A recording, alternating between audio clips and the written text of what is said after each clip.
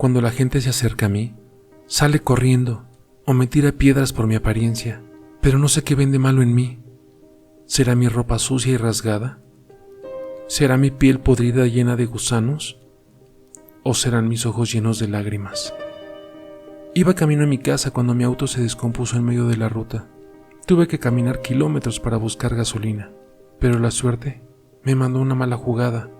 Unos hombres se me acercaron y me gritaban cosas como: «Hey tú, bonita, ven aquí».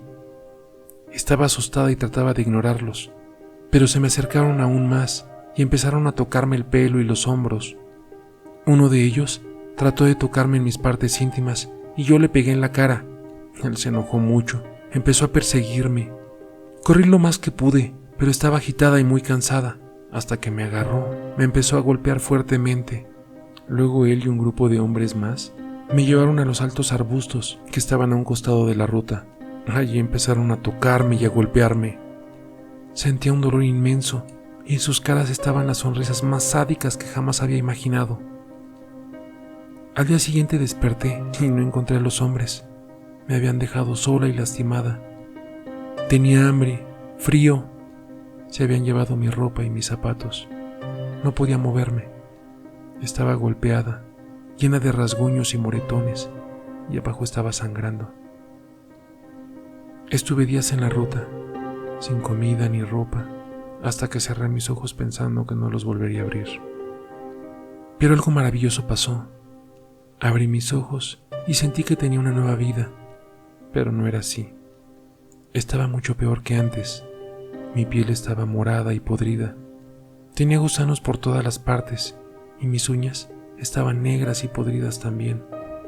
No sabía si estaba viva o muerta. Un auto pasó e intentó ayudarme, pero cuando me vio, completamente salió corriendo y me dejó sola como me habían dejado esos hombres que tanto me habían lastimado.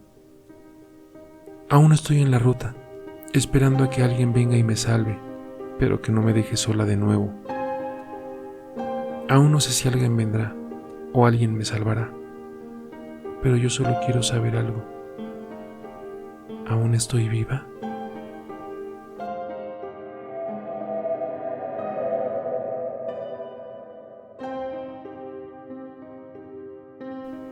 Para conmemorar la Noche de Brujas, la profesora de literatura encargó a sus alumnos escribir un cuento de terror cada uno. La propuesta fue recibida con un entusiasmo inusual, y en pocos días, todo el mundo en el salón de clases hablaba de duendes, fantasmas, apariciones y seres de ultratumba de todo tipo. Cuando llegó el día de la lectura de los cuentos, la expectación era grande y hasta se habían colado alumnos de otros cursos para escuchar los relatos. La profesora, por riguroso orden alfabético, comenzó a llamar a los chicos. Álvarez. Cada alumno nombrado debía pasar al frente y leer su cuento. Álvarez se paró y leyó el suyo. Era una versión claramente plagiada de Cementerio de Animales, de Stephen King. Pero los chicos igual aplaudieron, y Álvarez regresó a su asiento con una sonrisa de oreja a oreja. Fue el turno de una chica algo tímida, que solía escaparse de las clases para fumar en el baño. Su cuento trataba de la clásica batalla entre vampiros y hombres lobo, y aunque la narración era confusa y algo lenta, los demás alumnos festejaron la muerte final del hombre lobo y silbaron entusiasmados. Pasó Bielsa, pasó Cáceres, ambos relatos sobre asesinatos en serie, y luego fue el turno de Cresini. En ese momento, cuando la profesora nombró al chico, se hizo un respetuoso silencio en el salón. Cresini era un chico callado y silencioso, y de acaso hablar que desde la trágica muerte de sus padres, ocurrida el año anterior, vestía ropa negra y hasta decía que dormía en el cementerio del pueblo, sobre las lápidas de sus progenitores. Todos los chicos evitaban su presencia, aunque lo respetaban por la cruz que le había tocado cargar. Cresini se levantó de su asiento y caminó hacia el pizarrón. Los alumnos a sus espaldas cuchicheaban, e incluso la maestra parecía estar interesada en lo que vendría a continuación. El chico, que por algún motivo llevaba la mochila colgada en sus hombros, como si pensara marcharse, se puso frente a la clase y alzó la hoja impresa que contenía su cuento. Carraspeó. Todo el mundo en el aula parecía haber dejado de respirar. «Escribí un cuento de terror», dijo el chico con la voz apenas audible. Se llama Los fantasmas de mis padres. Oh Dios, dijo una voz perpleja y claramente regocijada en el fondo del aula. Y dice así, continuó el chico sin prestar atención. Mis padres murieron el año pasado, en un horroroso incendio. Los bomberos no pudieron hacer nada y la casa, con mis padres adentro, ardió hasta los cimientos. Fui a vivir a casa de mi tía Jacinta. La primera noche no la pasé bien, apenas pude dormir.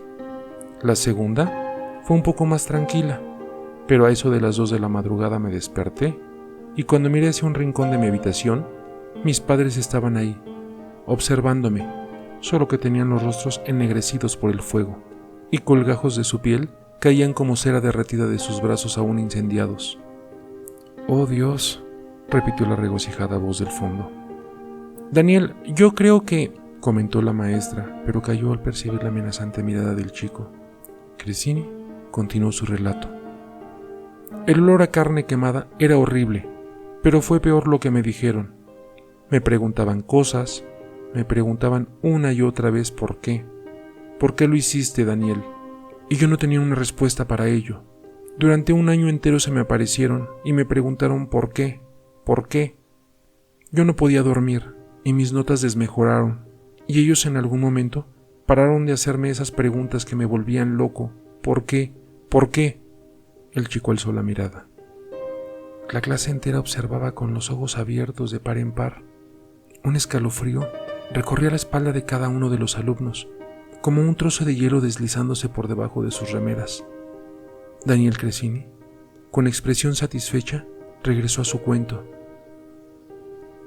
Por suerte, la semana pasada dejaron de preguntarme eso. Cambiaron sus preguntas por una súplica. No lo hagas, no lo vuelvas a hacer. Pero yo sé que no puedo, porque es más fuerte que yo. Así que aquí estoy. Mientras los primeros alumnos leían sus cuentos, yo me acerqué a la puerta y eché cerradura con la llave que robé del despacho del director. Mi mochila tiene un bidón con nafta y el aula arderá enseguida. Solo queda encender el fósforo. Fin. Antes de que alguien atinara a reaccionar, el chico sacó del bidón de su mochila y esparció el contenido sobre las paredes, y luego lanzó una risotada demencial, y con un fósforo encendió la hoja que contenía el cuento, mientras el pánico y las llamas se desataban a su alrededor.